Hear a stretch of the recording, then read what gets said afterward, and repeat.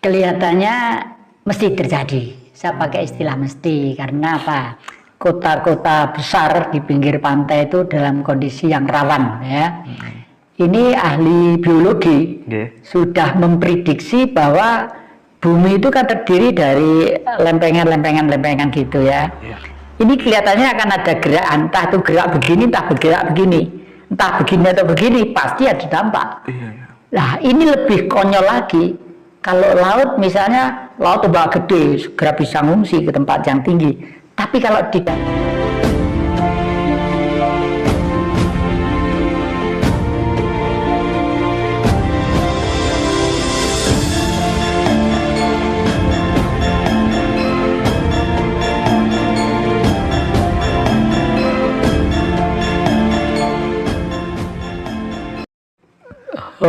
hono coroko, ko itu dari ya, dari sana akan kembali ke sana lagi gitu.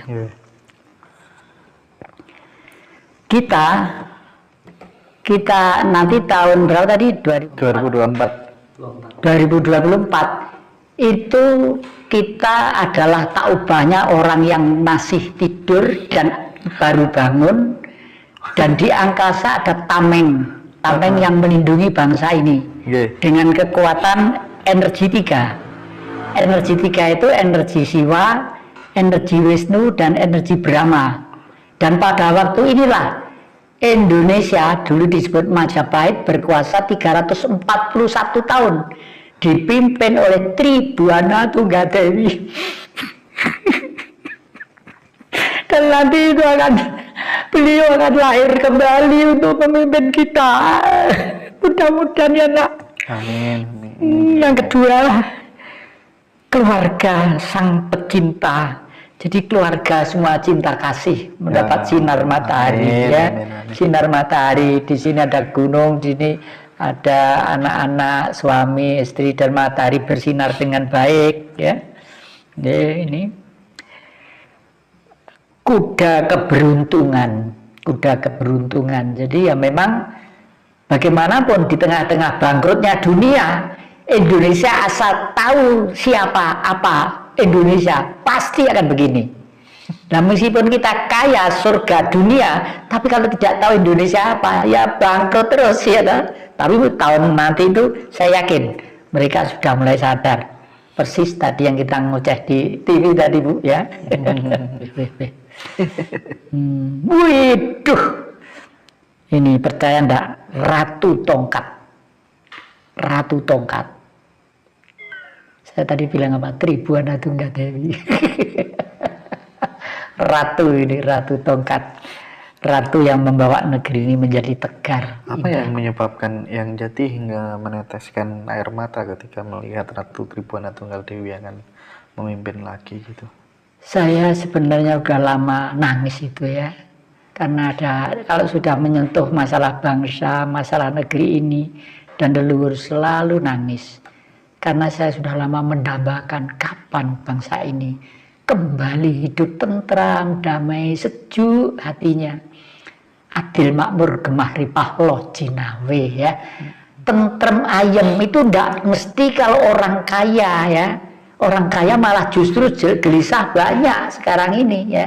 Tetapi rakyat tentrem ayem itu nggak nyeker duit nggak apa-apa, tapi merasa terlindungi ya. Kalau sekarang tuh hidup pulsa, dikejar-kejar pulsa ya. Negara mataharinya 24 jam, anginnya laut ya. Itu energi listrik, angin energi listrik, matahari. Lo gak sampai pulsa PLN musim ujian apa dipedontik lah wes. Dan mudah-mudahan lah kartu yang dibuka ini betul-betul kenyataan ya. Kalau menurut dialektika politik, tese, antitese, sintese. Tesenya keadaannya yang disampaikan oleh adik-adik, banyak pengangguran, banyak PHK, banyak macam-macam. Antitesenya apa? Perlawanan, sudah mulai mencari akal, mencari cara untuk supaya hidup yang bahagia. Sintesenya apa? Sintesenya adalah hasil penderitaan lewat segala macam itu Bagaimanapun itu ciptaan Sang Maha ya. Dan ini manusia aja yang aneh. ini kan lucu gitu, kalau menurut saya lucu. Gitu. Oke.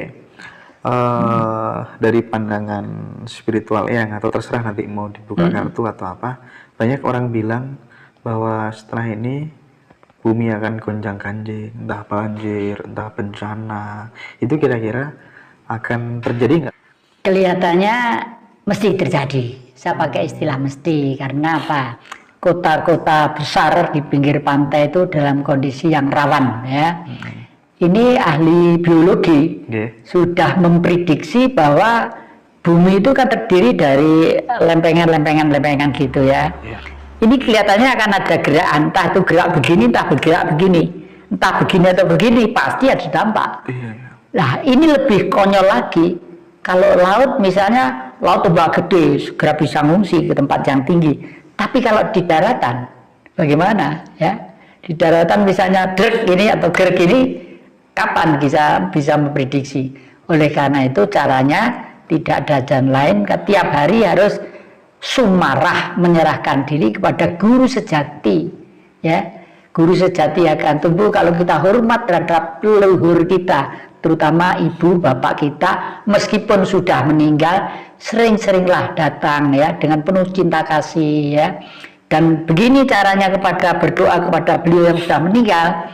Ya kalau Islam misalnya, ya Allah Tuhan kami, atas perkenanmu perkenankanlah hamba mengantarkan kembali jasmaninya ibu, bapak atau saudara atau adik atau mbah atau buyut kembali kepada sang peminjam, yaitu tanah, air, api, udara, sehingga roh suci akan kembali ke istanamu, yaitu di matahari. Istana roh suci itu matahari.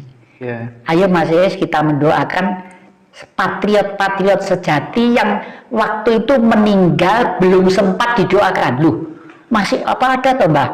Siapa bilang tidak ada? Tidak diakui. Bukan tidak diakui, memang tidak terabaikan lah, tidak sampai diurus lah ya. Kalau di makam pahlawan jelas tiap tahun. Ya, dia berkontribusi buat bangsa. Tapi tidak ada ini. Misalnya pada waktu Kuda Tuli ya. Kuda Tuli itu kan banyak yang meninggal itu. Betul. Didoakan namanya siapa juga tidak pernah gitu ya. Belum peristiwa tahun-tahun sebelumnya dan sebagainya. Ya yang percaya boleh, enggak ya enggak apa-apa ya. Ini bukan ajaran. Pengalaman saya. Yang paling terakhir sendiri begini ya. Bagi teman-teman agama apa saja, agama apa saja, kalau pengen benar-benar mendapat bimbingan langsung dari guru sejati, langkah realnya lewat laku apa saja ya? Semua agama itu teorinya benar ya, hanya jangan puas dengan fase yang pertama. Kalau Islam misalnya syariat, tarekat, hakikat, makrifat ya, harus bisa ke sana. Jadi kalau sudah mau dikubur ya, itu harus sudah lulus kalau sekolah itu. Jangan mau dikubur belum lulus itu ya. Itu lalu akhir-akhir ini malah yang konyol lagi itu apa? Ada anak-anak SD di suatu daerah atau di desa atau di mana SMP atau mana itu loh, di suatu desa semua itu pakai pakaian pocong, pakai putih-putih, pakai pocong, pakai ahli neraka sambil nyanyi-nyanyi ahli neraka. Itu kan nggak boleh seperti itu tuh ya. Itu tidak mendidik kepada anak-anak kita, menakut-nakuti, tidak seperti itu ya. Tidak seperti itu lah. Oleh karena itu ajaran budi pekerti itu mutlak harus mulai diadakan gitu. Berarti salah satu langkah supaya kemudian kita bisa terbimbing oleh guru sejati itu tetap harus berkata benar, berperilaku benar, angan-angan benar, pikiran benar, tutur kata benar, pribadi benar, bergaul benar. Nah bergaul benar itu kalau Islam ya biminallah biminanas ya kepada Sang Maha Kuasa ya pasrah dan sujud, tepatnya kepada manusia juga ini. Oke, yang sebelum kita pamit supaya teman-teman selamat dari seleksi alam yang besar, andekan memang ada. Kalau nggak ada ya alhamdulillah, tambah baik. Ini segera selesai semuanya, ya kan. Monggo pesan-pesannya yang Jati apa? Ya, sebagaimana tadi waktu kita buka Al-Quran tadi ya, untuk adik-adik sudah jelas sekali jawabannya bahwa yang kamu perbuat ini adalah melakukan hukumnya Yang besar, dan ini adalah dharmamu. Ini adalah senjatamu untuk meluruskan mereka-mereka yang sedang lupa. Untuk itu, ya ingat leluhur kita. Dulu ada cerita wayang namanya Prabu Salyopati jadi Senapati. Prabu Salyopati itu sakti. Karena apa? Punya aji yang namanya Aji Condobirowo. Condobirowo itu kalau dia mengeluarkan aji-aji, mengeluarkan mantra, keluarlah raksasa yang tingginya sekian-kian ini ya. Raksasa yang kecil-kecil, jumlahnya banyak raksasa itu, kecil-kecil gitu, kira-kira segini ya. Kalau dibunuh satu menjadi dua, bunuh dua menjadi empat, bunuh empat menjadi delapan, terus menerus. Semua Bratasena yang gagah kalah, Arjuna yang ahli panah kalah, semua kalah. Gatot Kaca kalah, ini kalah. Kalahnya dengan siapa? Dengan Puntadewa. Kenapa dengan Puntadewa kok kalah? Karena Puntadewa itu orangnya jujur, orangnya lugu, orangnya suci ya, suci lugu itu kan kembali ke pribadi, kembali ke teori leher kita.